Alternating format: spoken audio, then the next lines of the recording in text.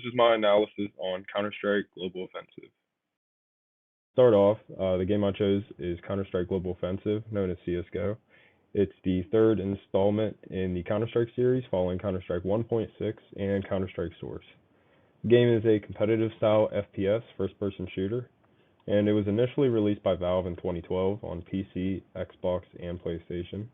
While the game excelled on PC, it very quickly flopped on console, leading to the quick abandonment of the console side of the game. This was due to the nature of the mechanics in the game. They're more based for keyboard and mouse players, while if you look at other games like Call of Duty, it can be played very well by controller and keyboard and mouse. But like I said, due to the mechanics of this game and the Source engine, it's primarily focused for keyboard and mouse. Now, how to play. CSGO is a competitive style 5-person-5 game. There are other game modes such as casual and deathmatch that have altered rules like no friendly fire, less rounds, and more players on each team. Throughout the progression of the game, there have been other modes such as Wingman and War Games. They were also added, more of, again, casual game modes.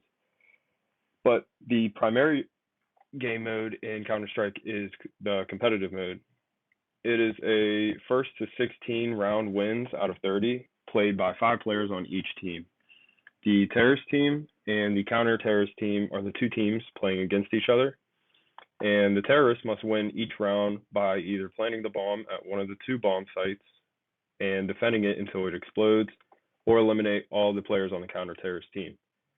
The counter-terrorists are to defend both of the bomb sites and eliminate the other team, or in the case that the terrorists plant the bomb, they have to go and defuse it, whether or not they kill everyone or defuse it while the terrorists are still alive. The game has almost an infinite number of in-depth strategies when you really get into it. A crucial point is the use of utilities, such as your flash grenades, smoke grenades, and decoys. To smoke out a bomb site for easy entry or flashbang enemies for easy kills is crucial and huge once you get more in-depth into the game and playing with more advanced and better players. Another huge strategy is boosting, which can involve 2 players. And so essentially there might be walls that you yourself can't look over or jump over.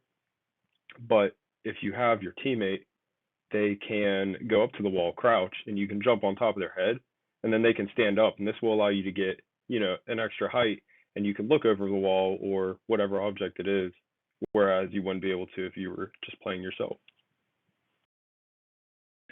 Now, for the competitive rankings, there's 18 different skill groups, all varying through the picture that you can see.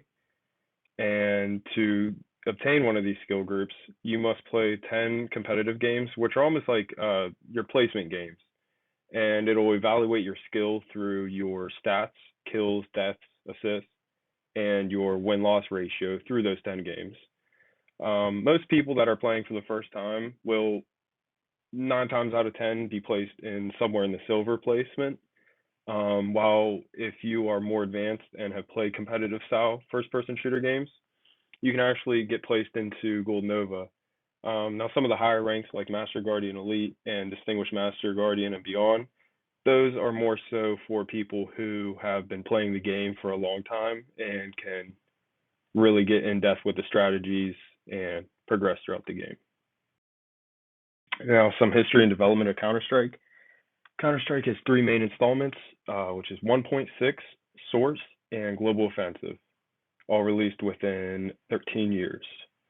Valve is a game developer and a publishing company who has made Steam and the Source engine, which is what games such as Half-Life, Team Fortress, Portal, Dota, Left 4 Dead, and all the Counter-Strikes run off of. Many people, including myself, believe they revolutionized the PC gaming industry with Steam and these games and allowed many games to run rather than walk.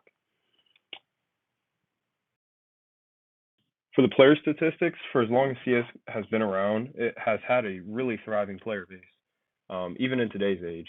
So if you look at the graph on the right, you can see that through the past year, it averages about 600,000 players monthly and peaks right around 1 million, give or take. For tournaments and teams, when the game was in its early years, the pro scene was primarily in Europe and neighboring countries.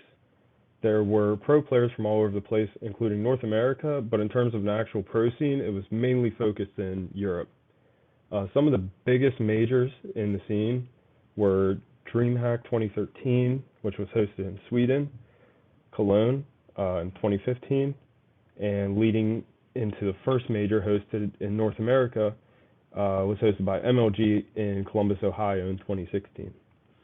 Throughout the years, the pro teams have juggled players and positions, making today's pro scene almost indistinguishable from kind of like the original era of the game through 2013 and 2016. The top 5 teams today are G2, Heroic, Liquid, FaZe, and Not a Sincere, or Navi.